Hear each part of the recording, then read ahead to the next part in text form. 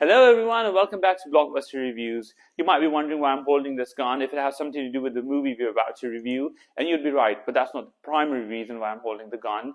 The reason is that I have been asking you quite gently to subscribe to my channel, but it seems like some people need a little bit more persuasion than that. And this gun can have bullets which can be quite a pain in the ass, which is less than what I can say about my channel. Speaking of pain in the ass, Jason Statham's new movie, The Beekeeper, is out, and apparently it's doing quite well at the box office. Here's a review. On the first horizontal strip, you see the Metacritic score, which is on the left side you see the critics' reviews, and on the right side you see the users' reviews. For those who don't know how Metacritic works, it's basically a website where all the critics, or like all the major publications, are going to give their review about something. It might be a song, it might be a movie, it could be anything, a book, for instance. And there are also individuals like you and me who give their reviews. So Metacritic score for the critics is 54%, and for the users is 63%, which means that the users like this movie, individuals like you and I like the movie better than the critics did. Now, if you see that the poor reviews, the red strip shows the poor reviews, and that is the same, it's about 14% from both the critics and the users. But the orange strip is different, and so is the green strip, which means that in the case of the critics, they were lesser inclined to like the movie, and they were more mixed about, their feelings were more mixed about whether or not they liked the movie. But in the case of the individuals, they were more clear that they did in fact like the movie more than they were confused about its content.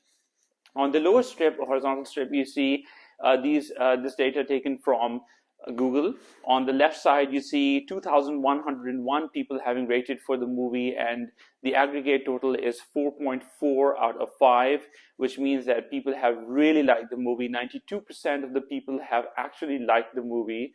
And if you see, it's either people have given a 5 or they've mostly given it a 1, which means either they really like the movie or they dislike the movie, but the people who liked the movie were significantly much more than people who did not like the movie. And on here, this side, on this corner, you have the ratings from IMDb and Rotten Tomatoes, and we've seen the Metacritic score was 54%, but IMDb has given us 6.5, and Rotten Tomatoes has given us 70%, which is very, very high scores, because they're very tough in their ratings. Any movie that gets more than 60% given by IMDb, or 6 out of 10, is considered to be worth watching, and so is Rotten Tomatoes. They're very, very stringent about giving marks to movies. This is a box office record for The Beekeeper. We have The Beekeeper at 2,098 number at the US domestic box office, which means that approximately 2,100 movies have performed better than The Beekeeper. Then we have the global ranking at 1,735, which means that globally it's done a little bit better than the rest of the movies. Now, on the one hand, we're saying that we have people who really like this movie, and on the other hand, we have the box office saying something entirely different. But these are absolute figures, and they don't tell the complete story. The complete story is this: the production budget of the movie was $34 million to $40 million, and the total earnings of the movie to date globally is $103 million, which means that the net profit made by the movie to date is approximately $70 million, and that makes it not just a hit or a super hit, but it makes it a blockbuster. In fact, in 2024, this is the biggest blockbuster that has been released, and I know there's only 1 month since 2024, but there's a lot of movies that have been released. You might say that Wonka and Aquaman have made more money, but we have to remember that Aquaman and Wonka were both released in December and not in January. So we're talking about strictly 2024. This is the #1 running movie in 2024. Now, this is a chart that shows how the movie has been making money.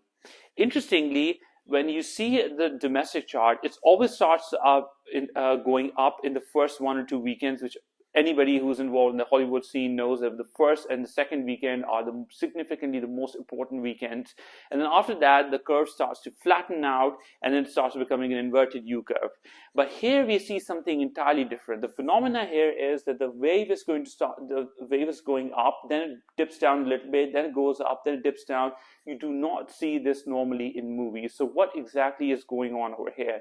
What's going on here, is that this movie was not marketed very, very aggressively. So the word was spreading out when people were going and watching the movie, and they were telling other people to watch the movie. They would go and see the movie. So for the first group of people who saw the advertisement of the movie and directly exposed to the marketing, they went and saw the movie.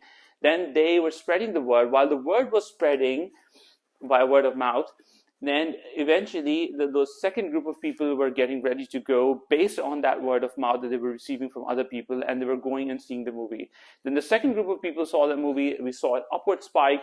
Then they came back and they were telling other people about the movie. Then the third group of people were getting ready because word of mouth takes a little bit of time to spread. And then the third group went to see the movie, which is when we saw a third upward spike. So this movie was a success because of word of mouth, which in the marketing world is considered to be the only real true marketing.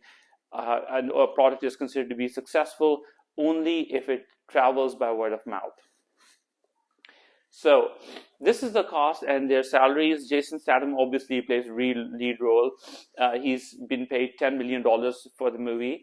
Josh Hutcherson, who plays the villain in the role in the movie, has made $1 million. These two, Bobby Nader and Amy Lampman, they're both FBI agents. They're on the right side of the law, and they have been paid $2 million and $1 million. There's lesser known faces. Jason Statham and Josh Hutcherson are known by almost everybody in the Hollywood scene. Now, this is it's interesting to look at Jason Statham while we're talking about him, to look at his career trajectory. Now, if you look at that graph, that shows his entire career back from 2000s all the way up till 2024. The first movie he did was Lock, Stock, and Two Smoking Barrels, for which he was paid only $6,000, and now in 2024 he's making $10 million. This was a low-budget movie, by the way. For high-budget movies, he can make up to $20–25 million if he's a part of the production process. Say, for instance, if he's an executive producer. Now, you see those three lines. The blue line shows the domestic box office. The red line shows the international box office. The orange line is basically a combination of the two. And in the beginning, this shows that Jason Statham was an international star more than he was popular in the United States. But as time went on, the lines started converging, which means he was as big a star in the US as he was internationally. And in 2020, you see this upward spike. In 2019, he had at the best time of his career, and then obviously Corona hit, and then everybody was affected by it. Everybody was seeing a downward spike in their career, including Jason Statham. But at the same time, he was doing, from between 2019 and 2024, he was doing movies that were not really very good, such as The Meg Part 2 came out, was thrashed by the critics and the users. Nobody liked that movie. But now in 2024, he's given the biggest blockbuster that Hollywood has seen in the last 30 days.